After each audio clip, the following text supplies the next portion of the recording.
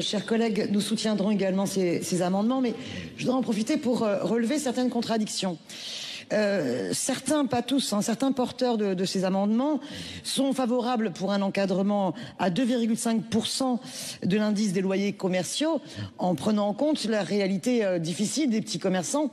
Mais ce sont parfois les mêmes qui trouvent que finalement à 3,5 pour les locataires, pas de problème.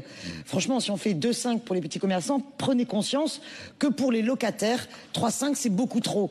Et là, il y a une certaine contradiction.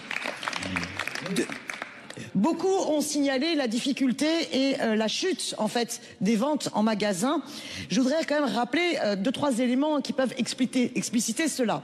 D'abord, la chute du pouvoir d'achat. On augmenterait les salaires, eh bien les petits commerçants, ils feraient bien plus de ventes. Première chose. Ensuite, sur la question du e-commerce, par rapport aux larmes de crocodile, je voudrais quand même rappeler que dans la loi climat, la Macronie a quand même soutenu Amazon. Amazon qui, en 10 ans, c'est l'équivalent de la suppression de 85 000 emplois dans le petit commerce. Alors non. Et je voudrais dire aussi une chose. Le développement des grands centres commerciaux.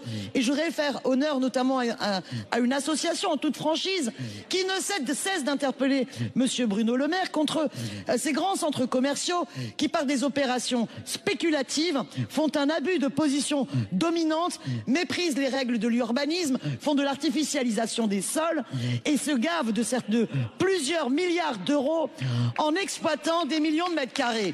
Ça suffit. Donc, la pression spéculative, par ailleurs, des grands groupes type Unibail Co sur les locaux commerciaux, ça suffit.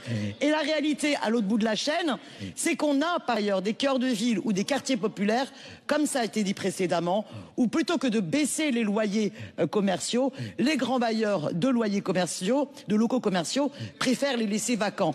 Donc, si on veut aider le petit commerce, on le fait sérieusement. Néanmoins, nous voterons pour ces amendements. Monsieur